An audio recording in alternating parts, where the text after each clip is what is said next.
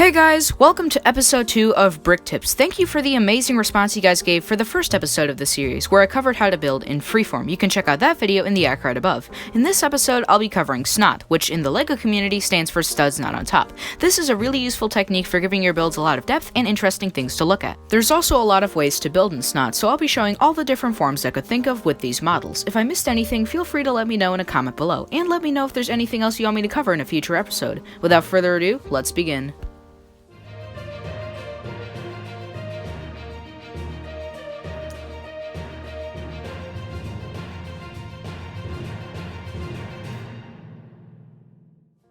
The first way is pretty simple. You can take headlight bricks or these brickhead pieces and attach pretty much anything to the side of them. If you put two plates underneath the headlight brick, whatever you attach on the side will also line up at the bottom like it does here. You can also use headlight plates, which is what I call these pieces, and if you attach a brick to the top of those, it will line up with what you attach on the front. You can also use Travis bricks, which is what I think these are called. It's basically a headlight brick with studs on all sides. Now I'm going to talk about a really important LEGO principle, which is the height of one brick and two plates is the same length as two studs on their sides. Here's what that would look like. So if you built a LEGO block like this, it's actually a perfect cube, and if you fit this cube into a wall, you can completely change the orientation of it. One way I was able to use this technique was in my LEGO hotel building with a desk. I actually uploaded a video of the desk to Instagram showing how I made it. As you can see, the sides of the desk are built into the wall, but sideways because the edges are perfect squares. I hope I explained that well. Some other useful pieces for building in SNOT are these brackets. They also allow you to make perfect squares. For example, using this bracket with a plate and a tile attached to the front, you can make a perfect square.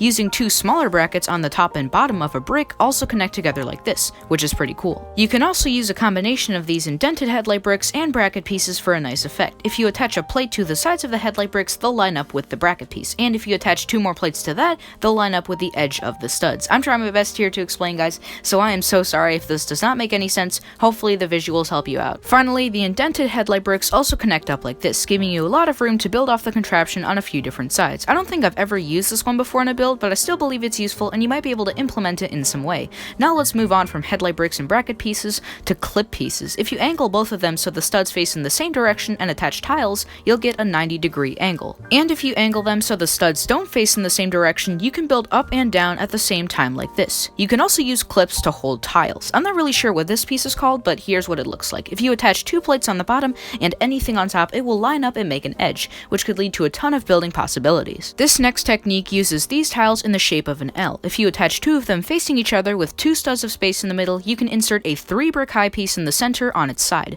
Additionally, you can attach bricks on their sides directly onto studs if you include one brick on either side and anything on top to cover it up. This is a really cool technique for bookshelves. And finally, my last way to build in SNOT once again makes use of the LEGO principle I was talking about earlier. If you have a hole in the ground and want something to come out of it slightly, just add in some bricks on their sides that break down into perfect cubes. This is a really cool way to just add some small layers of depth to your builds that will make them stand out even more. And those were all of the techniques I have for you. I hope these tips helped you out in some way or another, and I know that all of these were built on a small and colorless scale, but these designs can go way bigger and add a ton of detail to your builds.